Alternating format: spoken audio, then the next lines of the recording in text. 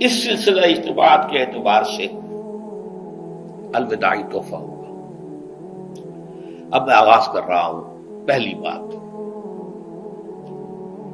اس سبب میں 3 باتیں مجھے کہنی ہیں۔ سب سے پہلی بات یہ کہ زندگی کی سب سے بڑی حقیقت موت ہے۔ ہم بھلائے رکھتے ہیں، اپنے ذہن سے اسے دور رکھتے ہیں، لیکن واقعہ یہ ہے کہ زندگی کی سب سے بڑی حقیقت موت ہے۔ خدا کے منکر پیدا ہوئے ہیں، لیکن موت کا انکار کرنے والا تو کوئی پیدا نہیں ہوا۔ اس لیے میں نے آیت آپ کو سنائی، کل نفس ذائقۃ الموت، ہر ذی نفس کو موت کا مزہ چکھنا ہے، ہر جاندار کو موت کا مزہ چکھنا ہے۔ ثم الینا ترجعون، پھر ہماری طرف لوٹا دیے جاؤ۔ تو زندگی کی سب سے اہم حقیقت موت، اور موت کے بعد رجوع اللہ، آخرت، یہ سب سے بڑی حقیقت ہے۔ ایک حقیقت سب مانتے ہیں، سب جانتے ہیں، دوسری حقیقت کے اوپر پردہ پڑا ہوا ہے۔ میں نے اس اعتبار سے نوٹ کیا، یہ الفاظ قرآن میں 3 مرتبہ ہے، کل نفس ذائقۃ الموت، ہر جاندار کو موت کا مزہ چکھنا ہے۔ انبیاء اس سے مستثنا نہیں رہے، رسول اس سے مستثنا نہیں رہے، اولیاء اللہ مستثنا نہیں رہے۔ وقتی طور پر استثناء حضرت عیسیٰ کا ہے کہ ابھی وہ زندہ ہیں، لیکن عیسیٰ یاتی علیہ الموت، حضور نے فرمایا عیسیٰ پر بھی موت آئے گی، جب دوبارہ آئیں گے زمین پر اتریں گے، پھر اس کے بعد ان پر موت وارد ہوگی، ان کی نماز جنازہ پڑھی جائے گی، انہیں دفن کیا جائے گا حضور کے پہلو میں، شادی بھی کریں گے، اولاد بھی ہوگی۔ باقی تو یہ ہے کہ کل نفس ذائقۃ الموت، سب کو موت کا مزہ چکھنا ہے۔ عیسیٰ بھی بالآخر اس سے مستثنا نہیں رہیں گے،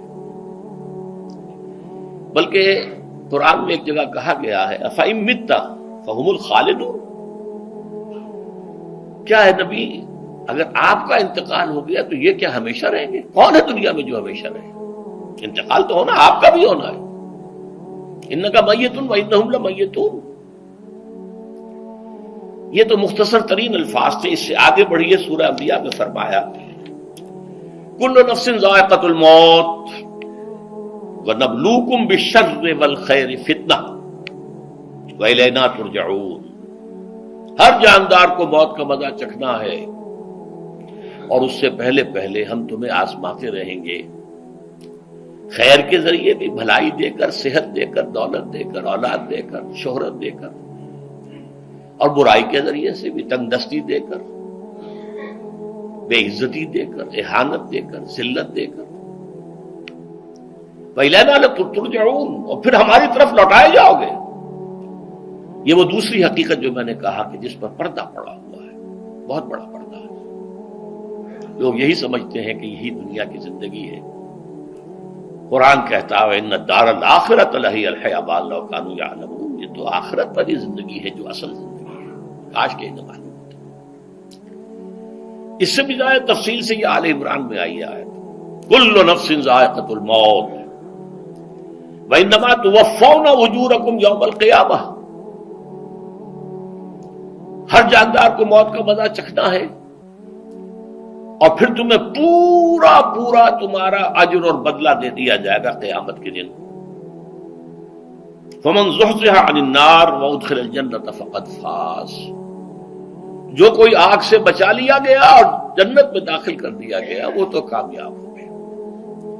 اللہم ربنا اجعلنا منہم، اللہم ربنا اجعلنا منہم، اللہم ربنا اجعلنا منہم۔ وَمَا الْحَيَاةُ الدُّنْيَا إِلَّا مَتَاعُ الْغُرُورِ، اور دنیا کی زندگی تو سوائے دھوکے کے سامان کے اور کچھ نہیں ہے۔ دھوکہ کس معنی میں؟ یہ تمہیں اصل زندگی سے غافل کر دیتی ہے۔ تم کہیں سفر پر جا رہے تھے، تمہارا کہیں گھر تھا، تمہیں واپس آنا تھا، تم راستے ہی میں کسی دلچسپی میں ایسے مگن ہوئے کہ گھر بار سب بھول گئے۔ یہ تو تمہارا عارضی سا سفر تھا، تم نے اسی کو اپنی منزل بنا لیا، اپنا ٹھکانہ بنا لیا، تو دھوکہ دیا اس نے تمہیں۔ ویسے دنیا کی زندگی دھوکہ نہیں ہے، بڑی حقیقت ہے، اس لیے کہ حضور نے فرمایا انما الدنیا مزرعۃ الآخرہ، یہ دنیا آخرت کی کھیتی ہے، یہاں بو گے تو وہاں کاٹو گے، یہاں کچھ کمائی کرو گے تو وہاں اس کا بدلہ ملے گا۔ اس اعتبار سے دنیا بہت بڑی حقیقت ہے، ایک ایک لمحہ بہت بڑی قیمتی شے ہے، لیکن اگر یہ دنیا تمہیں آخرت سے غافل کر دے تو اس سے بڑا دھوکے باز ہو کوئی نہیں۔ یہ اصل دجال ہے۔ میں نے تقریباً 60 برس کی عمر کو جب میں پہنچا تھا تو موت کا انتظار شروع کر دیا تھا۔ میرے قریبی احباب کو معلوم ہے، میں کہتا رہا، یہ بھی کہتا رہا کہ بھائی میں اپنے حصے کا کام کر چکا ہوں، جتنی صلاحیت اللہ نے دی تھی، جتنی بھی میرے اندر استعداد تھی، میں اس کو بھرپور طریقے پر استعمال کر چکا ہوں۔ دم واپسی برسر راہ ہے عزیز و اب اللہ ہی اللہ ہے، یہ میرا معاملہ رہا ہے 60 برس کی عمر سے۔ اس کے بعد اللہ نے مزید 14 برس دیے ہیں، یہ نافلۃ لک کے درجے میں کہتا ہوں، اس کا اللہ کا عطیہ خصوصی ہے، نفل ہے، ہمیشہ کہتا رہا ہوں۔ مسنون زندگی تو 61 برس ہے ہمارے حساب سے۔ علامہ اقبال کے بارے میں سنا ہے کہ رویا کرتے تھے کہ میری عمر حضور کی عمر سے زیادہ نہ ہو جائے، وہ 6 مہینے کم ہی رہی ہے حضور کی عمر سے۔ جو حضور کی عمر تھی وہی حضرت ابو بکر کی، وہی حضرت عمر کی، وہی حضرت علی کی۔ ہاں، حضرت عثمان 82 برس کے ہوئے ماشاءاللہ۔ پھر یہاں کے مجددین میں سے وہی عمر حضرت شیخ احمد سرہندی کی، وہی شاہ ولی اللہ دہلوی کی۔ ہاں، شیخ عبدالحق محدث دہلوی رحمۃ اللہ علیہ 82 برس کی عمر۔ لیکن یہ میں کہا کرتا تھا مسنون عمر تو 61 برس ہے، جسے ہم 63 کہتے ہیں، وہ اصل میں ہمارے حساب سے 61 بنتا ہے۔ وہ 63 قمری ہے، جو 9 دن کم ہے، قمری سال جو ہے وہ شمسی سال سے۔ بہرحال میں اس وقت سے منتظر تھا، لیکن جو بھی وقت اللہ نے دیا ہے، اللہ کا شکر ہے، وہ مفید کاموں میں لگا ہے۔ ان میں خاص طور پر میں سمجھتا ہوں کہ اللہ کا مجھ پر سب سے بڑا احسان، اور مجھے پر نہیں، بہت بڑے پیمانے پر لوگوں پر جو احسان ہوا ہے، وہ میرا 1998 کا دورہ ترجمہ قرآن ہے جو کراچی میں ہوا تھا۔ 1998 کے مارچ میں میرا بڑا آپریشن ہوا، دونوں گھٹنے تبدیل کیے گئے، لیکن 98 کے آخر میں، حالانکہ میں چل نہیں سکتا تھا، کراچی میں مسجد جو ہے اونچی ہے، دوسری منزل پر ہے، تو خاص ریمپ بنایا گیا جس کے ذریعے میں ویل چیئر پر مجھے لے جایا جاتا تھا۔ میں نے درس دیا۔ اس درس کی گزشتہ چند سالوں سے پوری دنیا میں جو گونج ہوئی ہے اللہ کے فضل و کرم سے، اللہ کا کوئی حکمت خداوندی اس کے ساتھ وابستہ ہے۔ اس میں میرے کسی کام کو دخل نہیں ہے، میری کسی کوشش کو دخل نہیں ہے۔ میں نے تو جو درس میں دیتا آ رہا تھا سن 85 سے، دورہ ترجمہ قرآن، البتہ یہ بات ضرور ہے کہ میں نے محسوس کیا تھا کہ سن 98 کے اس درس میں دورہ ترجمہ قرآن کے مجھے خصوصی انشراح حاصل تھا۔ میری ساری گفتگو کا حاصل کیا ہے؟ دیکھیے، نظریاتی تحریکوں کا تعلق اشخاص سے نہیں ہوتا، ٹھیک ہے، کوئی اس کا داعی ہوتا ہے، کوئی اس کا مؤسس ہو جاتا ہے، کوئی اس کا آغاز کرنے والا ہوتا ہے، لیکن نظریاتی تحریک افراد سے وابستہ نہیں ہوتی۔ افراد آتے چلے جاتے ہیں اپنا اپنا حصے کا کام کر کے، جس کو جتنا مقدر ہے، جتنی اللہ تعالیٰ کی طرف سے توفیق ہے، وہ اپنا کام کرے گا، چلا جائے گا۔ یہ چمن یوں ہی رہے گا اور ہزاروں جانور اپنی اپنی بولیاں سے بول کر اڑ جائیں گے۔ مبارک ہیں وہ لوگ جنہیں قرآن کی بولی بولنا نصیب ہو جائے۔ وَإِنْ يَحْسَبُ أَنِّي مِنْهُمْ، مجھے گمان ہے، اللہ کا فضل ہے کہ میں ان میں سے ہوں، میں نے قرآن کی بولی بولی ہے، اور قرآن مجید کو جیسا کہ وہ ہے، ایز اٹ از،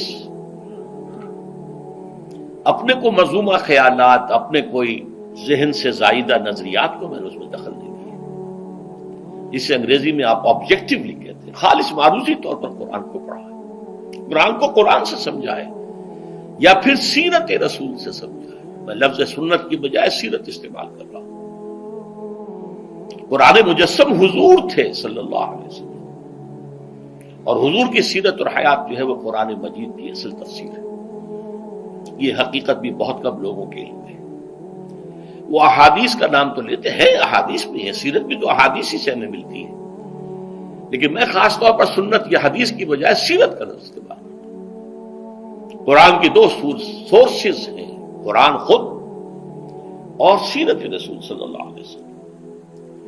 بہرحال انشاءاللہ العزیز یہ کام بڑھے گا، چلے گا، یہ میں ابھی بعد میں عرض کروں گا۔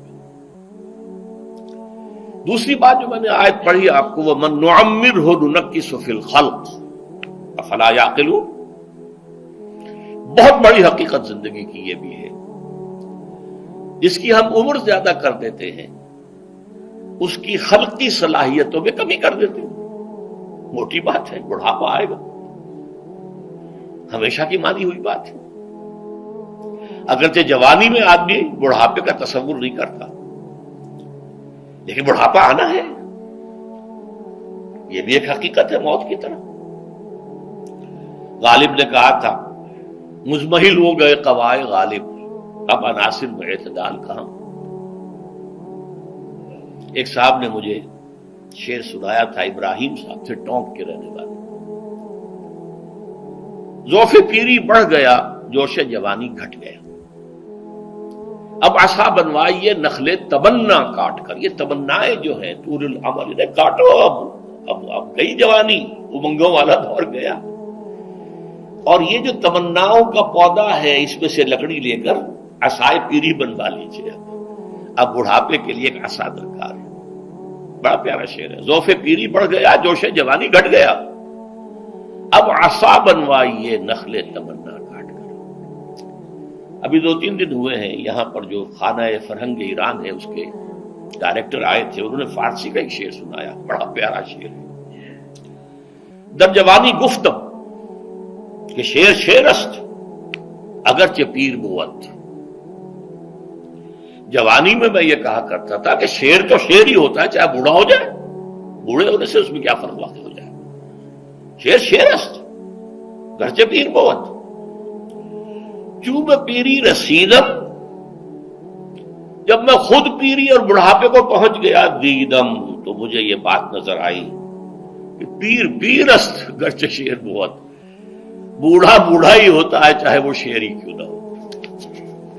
تو یہ بڑھاپا جو ہے یہ زندگی کی دوسری بڑی حقیقت ہے۔ اس کا ایک اثر تو سب کو معلوم ہے، قوائے غالب جو میں نے کہا، بڑھاپے کا عام نتیجہ جسمانی ضعف، سب جانتے ہیں، لیکن مجھ پر اور کچھ اور لوگوں پر بھی خاص طور پر اس کا جو ایک اثر ہوتا ہے، یہ مجھ پر ہوا ہے، وہ ہے یادداشت کی کمزوری، اور یہ میں کئی سال سے محسوس کر رہا ہوں، میری پرانی یادداشت بڑی مضبوط ہے، قوی ہے، اس میں کہیں کوئی کمی نہیں ہے، لیکن ریسنٹ پاس کی چیزیں جو ہے، پچھلے 5-6 سال کے واقعات مجھے یاد نہیں رہتے، اشخاص سے ملا ہوں اور دیکھ کے پہچان لیتا ہوں، کئی بار ملاقات ہوئی ہے، نام یاد نہیں آتا، تاریخیں اور اشخاص کے نام کے اعتبار سے تو خاص طور پر کئی سال سے میری جو میموری ہے وہ امپیئرڈ ہے، اور میں محسوس کرتا رہا ہوں کچھ عرصے سے کہ عین تقریر کے دوران محسوس ہوتا بلیک آؤٹ ہو گیا، اور مجھے سلسلہ کلام جوڑنے کے لیے سوچنا پڑا، بعض اوقات 1000 کروڑ مرتبہ بولے ہوئے الفاظ غائب، اب چاہے کتنا ہی زور لگا لوں وہ لفظ یاد نہیں آئے گا، ہاں تھوڑی دیر کے بعد خود بخود یاد آ جائے گا۔ میرے اس آپریشن سے اب کچھ عرصے پہلے تک جو میری تقریریں یہاں ہوئی ان میں بہت سے لوگوں نے نوٹ کیا، میری تقاریر میں اب وہ روانی نہیں رہی تھی، وہ جو کراس ریفرنسز آیا کرتے تھے، جس کی بنا پر ایک مولانا عبدالکریم پاریخ صاحب تھے ناگپور کے، انڈیا کے، مولانا علی میاں کے وہ خلفاء میں سے، انہوں نے تفسیر بھی لکھی ہے قرآن کی، وہ ایک مرتبہ لاہور آئے تھے تو مجھ سے بھی ملاقات ہوئی، میرا درس بھی سنا، پھر یہاں وہ ایک دینی ادارے میں گئے، وہاں میرے خلاف باتیں ہو رہی تھی، تو انہوں نے کہا بھائی اس شخص کی کیا بات کرتے ہو، اس کے سامنے تو معلوم ہوتا ہے کہ قرآن کھلا ہوا ہے، جہاں سے چاہے لے لے، پھول کھلے ہیں گلشن گلشن، لیکن اپنا اپنا دامن، تم کیا بات کر رہے ہو اس کے بارے میں؟ تو عبدالکریم پاریخ صاحب کی وہ جو تاثر تھا وہ صحیح تھا، کراس ریفرنسز کا آنا، القرآن یفسر بعضہ بعضا، اس میں بہت کمی آ گئی۔ بہرحال اس کے علاوہ تیسری چیز ہوتی ہے بڑھاپے میں ریزسٹنس کی کمی کی وجہ سے عوارض. بلڈ پریشر کا میں مریض ہوں اور کوئی 25 برس سے ہوں، شوگر کا میں مریض ہوں اور کوئی 5 برس سے ہوں. ایک خاص برس جو مجھ پر آیا ہے آج سے 4 سال پہلے، اس کی ایک تاریخ ہے. یہ جو امراض دماغی کے ماہرین ہیں یہ کہتے ہیں کہ ایک مرض ہے بائی پولر ڈپریشن. انسان میں کبھی تو انشراح ہوتا ہے، ایکٹیویٹی ہوتی ہے، سوچتا ہے اور ایکٹیو کرنے کے لیے، گفتگو کے لیے، بھاگ دوڑ کے لیے طبیعت میں آبادی ہوتی ہے. کبھی وہ بجھ سا جاتا ہے، کبھی وہ حرکت کرنے کو جی نہیں چاہتا، پڑا رہے کسی کونے میں، سو جائے. تو یہ بائی پولر معاملہ کہلاتا ہے، یہ ویو چلتی ہے. اچھا یہ ہے ہر انسان میں، جسے ہم عام طور پر کہتے ہیں موڈ آف ہے بھائی میرا، مجھ سے باتیں کرو. تو یہ موڈ کا آف ہو جانا، آن ہو جانا، یہ عام آدمی میں بھی ہوتا ہے. لیکن جو اللہ کے کسی فضل و کرم سے زیادہ ذہین ہو، زیادہ حساس ہو، ان میں پھر یہ جو ویو ہے یہ زیادہ اونچائی زیادہ نیچائی، زیادہ اونچائی زیادہ نیچائی، اور اس کو پھر ہم کہتے ہیں مرض، بائی پولر. یہ ہمارا خاندانی مرض ہے. والد صاحب کا تھا، بڑے بھائی اظہار احمد صاحب کو ہوا، میری بڑی ہمشیرہ کو ہوا. عام طور پر اس کی عمر ہوتی تھی 3 تجربے مجھے ہیں. والد صاحب کو 13 برس میں نے اٹینڈ کیا ہے اس بیماری میں، سن 52 سے 65 تک جب کہ ان کا انتقال ہوا. تو یہ عام طور پر شروع ہوتا ہے 50 برس کے لگ بھگ. میری عمر جب 50 برس کے لگ بھگ ہوئی تو مجھے کئی مرتبہ محسوس ہوا کہ میری تقریر کے دوران سوئچ آف ہوتا ہے. ایک مرتبہ سن 70 میں میری یادداشت کئی گھنٹوں کے لیے بالکل ضائع ہو گئی. اس کا میں نے تذکرہ کیا ہوا، میری کتاب ہے حساب کم و بیش. جو کیفیت مجھ پر گزری تھی، جس کرب کے عالم میں وہ چند گھنٹے مجھ پر گزرے تھے، میں انہیں الفاظ میں بیان نہیں کر سکتا. آدمی خراب ہے، نہ ابتدا کی خبر ہے نہ انتہا معلوم، کچھ بھی نہیں. میں جب 50